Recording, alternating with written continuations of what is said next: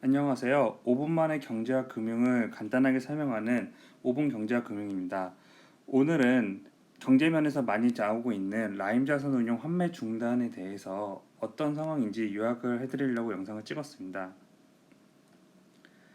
먼저 목차입니다. 라임 자산 운용이란 어떤 회사이고 라임 자산 운용이 환매 중단을 왜 하였는지 요약을 해봤고요. 그리고 라임 자산 운용이 환매 중단을 한 이 상황이 어떻게 되어가고 있는지에 대해 설명드리려고 합니다. 첫 번째로 라임 자산운용이란 어떤 회사인지에 대해서입니다. 첫 번째로 이 라임 자산운용이라는 회사는 2012년에 일임 자문 회사로 시작을 하였습니다.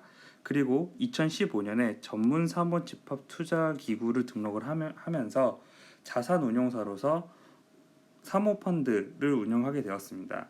이 회사 같은 경우는 좀 특이한 게 있는데요. 대표이사와 부사장 그리고 임직원들이 회사 주식의 100%를 소유한 종업원 지주회사입니다. 즉 외부 자본이 들어가지 않은 회사에서 근무하는 직원들이 모든 지분을 갖고 있는 종업원 지주회사인 거죠. 그러면 아무래도 좀 회사에 대한 애착도가 많이 높겠죠. 뭐 어쨌든 여기 보면 라임 자산 운용의 대표 펀드들이 오른쪽에 적혀 있습니다. 여기 보면 모이토 가이아, 스턴 플루토, 테티스, 코스닥 벤처, 스텔라, 주식 롱숏, 했지 가장 대표적인 사모펀드에서 하는 펀드 형식인 거죠. 그리고 메자닌 사모채권, 코스닥 신주 메자닌 채권 레버리지 이런 여러 가지 특징을 갖고 있는 펀드를 운영을 하는데 이번에 문제가 된 거는 이 두 번째에 있는 세턴 플로토 테티스 메자닌 사모채권에 대한 펀드입니다. 이거에 대한 설명은 뒤에 가서 더 자세히 해드리겠습니다. 라임 자산 운용이 환매 중단을 왜 하였는지 간단하게 요약해봤습니다. 첫 번째로 라임 자산 운용에 대한 금융감독원 및 검찰 조사로 투자자들의 불안감이 증대하였습니다. 이거는 여러 가지 이슈가 있었었는데 작년 연말에 G2하이소닉이라는 주식에 대해서 라임 자산 운용이 환매 중지 전 전날에 전량 20억을 매도를 하였었습니다. 그로 인해 가지고 소액 주주들은 내부 정보를 통해서 미리 매도를 한 거 아니냐라고 생각을 하였고 그로 인해서 7월에 금융감독원에 신고를 하였고 금융감독원이 조사하고 그 이후에 검찰 조사까지 받고 있는 중입니다. 그 외에도 채권 파킹 거래 이슈 같은 여러 가지 이슈들이 있어서 지금 금융감독원과 검찰 조사를 받고 있는 중입니다. 두 번째로는 코스닥 시장이 붕괴하면서 이 코스닥 시장에 들어가 있는 회사가 발행한 메자닌 채권 CB와 BW의 가치가 하락하면서 평가이익이 하락하였습니다. 이 두 가지 이유, 즉 검찰 조사와 코스닥 시장의 붕괴로 인한 자산 가치 하락으로 투자자들이 대규모 환매를 신청하였습니다. 그래서 이번에 대규모 환매로 인해서 문제가 생긴 것들은 비유동 자산을 주력으로 담고 있는 펀드들입니다. 즉 이런 비유동적인 자산을 담고 있는 펀드들은 환매가 들어왔을 때 자산을 매도해서 현금을 만들어서 환매에 대응을 해야 되는데 아무래도 비유동적인 자산이면 그게 쉽지 않죠. 부동산 같은 경우도 당장 팔고 싶다고 해가지고 좋은 가격에 팔 수 없는 것처럼 비유동 자산을 주력으로 하고 있는 펀드들이었기 때문에 유동성 확보가 어려웠습니다. 사실 이런 유동성이 떨어지는 자산을 주로 투자하는 펀드들은 개방형이 아닌 폐쇄형으로 만들어서 투자 기간 동안 돈을 찾지 못하게 그런 방식의 펀드들로 주로 구성이 되었는데요. 이 라임 자산운용의 이 펀드들은 모자 구조의 펀드 구성과 증권사의 TRS 계약을 통해서 이런 비유동적인 펀드를 유동적인 펀드 형태로 구성하였었습니다. 이거를 간단하게 설명하자면요, 모자 구조라는 거는 글자 그대로 엄마와 아들 구조인데 큰 모 펀드가 있는 겁니다. 모 그리고 그 아래 여러 가지 새끼 펀드들이 있는 거죠. 우리가 보통 가입하는 우리라고 하긴 어쨌든 고액 자산가들이 편입하는 여러 펀드들은 이런 자펀드입니다. 사실 이런 자펀드도 여러 가지 모펀드를 섞어서 하나의 자펀드를 만드는 거예요.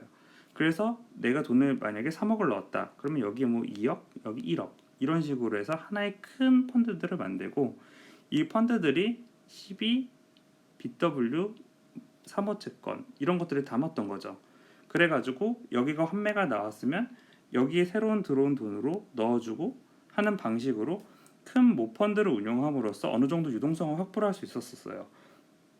근데 사실 이것도 가능했던 거는 증권사의 TRS 계약, 즉 이 회사가 이 펀드를 만듦으로써 유동성을 부여를 한 거죠. 간단하게 설명을 하면 선물하시는 분들은 쉽게 이해하실 텐데 증거금 방식이라 보면 돼요.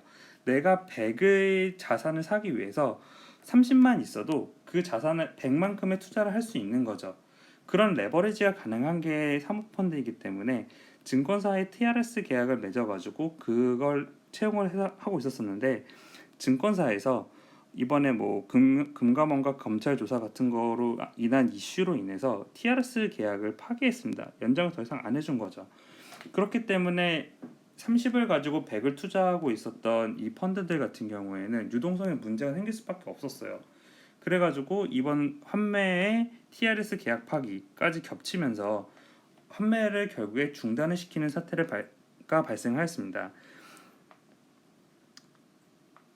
여기 보시는 것과 같이 유동성이 떨어지기 때문에 헐값에 이 자산을 처분하는 것보다는 자산의 만기를 보유하거나 또는 이 CBBW라는 게 좀 끔찍한 혼종이에요. 그래서 채권이랑 주식 두 가지 형태를 갖고 있는데 일단 가장 베이스는 채권이라 보시면 됩니다.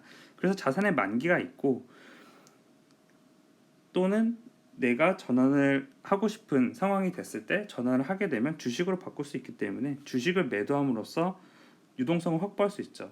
그래서 급하게 이거를 자산을 헐값에 처분하기보다는 자산의 만기까지 가져가거나 주식으로 바꿔서 시장에 매도하여서 좀 더 안정적으로 원금이랑 이익분을 회수하기 위해서 펀드를 환매에 중지를 한 거입니다. 그렇게 이해하시면 편합니다. 지금 어떤 상황이냐? 여기 뒤에 보시는 것 같이 현황판입니다. 플루토 FID1 1호, 테티스 2호, 무역금융 이 세 가지 펀드가 환매가 중단이 됐는데요. 플루토 같은 경우는 주로 사모채권, 그리고 테티스 같은 경우는 아까 말씀드렸던 CBBW 같은 메자닌 여기 투자를 주로 하고 있고요. 이 무역금융 펀드가 좀 가장 큰 문제 중 하나인데요. 남미에 있는 자산운용사에 투자를 하고 있었어요. 이 펀드가 사실은. 근데 그 남미에 있는 자산운용사가 환매 중단을 선언을 하면서 거기에 투자를 하고 있었던 이 무역금융 펀드 역시 환매가 중단이 되어버린 거죠. 그래서 이걸 먼저 설명하면 운용자산의 60%는 2년 8개월이 상환이 되고 4년 8개월 남은 것들은 뒤에 남은 40%가 상환이 된다라는 겁니다. 이 테티스와 플루토 역시 유동성이 떨어지는 사모채권과 메자닌에 투자하고 있는 펀드였기 때문에 플루토 같은 경우는 내년 상반기까지 30-40%, 연말까지는 7-80% 투자 자금의 해소가 가능할 것으로 보고 있고요. 테티스 같은 경우는 6개월 이내 전환할 수 있는 자산이 전체의 40% 이상을 차지하고 있기 때문에 내년 연말까지는 70%는 상환이 가능할 것으로 보고 있습니다. 이게 현재 문제가 되고 있는 라임자산 운용의 환매 중단 상황인 건데요. 이거는 몇 달 전에 있었던 DLF와는 좀 다른 상황입니다. DLF 같은 경우는 어떤 특정 시점에 조건에 도달을 하느냐 못하느냐에 따라서 수익률이 크게 변화하는 펀드면 이거 같은 경우는 실물 자산을 갖고 있는 펀드입니다. 그래서 그 자산을 얼마만큼의 처분을 하느냐에 따라서 수익률이 달라지지만 DLF처럼 완전 원금 손실이라든지 그런 일이 날 가능성은 거의 없다고 보시면 됩니다. 네, 이렇게 라임자산운용 환매 사태에 대해서 간단하게 요약해서 말씀드렸는데요. 이 영상이 마음에 드셨고 좀 더 궁금하신 분들은 좋아요와 구독을 부탁드리고요. 이를 통해서 만약에 많은 관심이 가져주시면 제가 이거에 대한 좀 더 심화된, 좀 더 디테일하게 들어가서 어떤 상황이 있었는지에 대해서 좀 더 긴 영상을 만들겠습니다. 봐주셔서 감사합니다. 5분 경제와 금융이었습니다.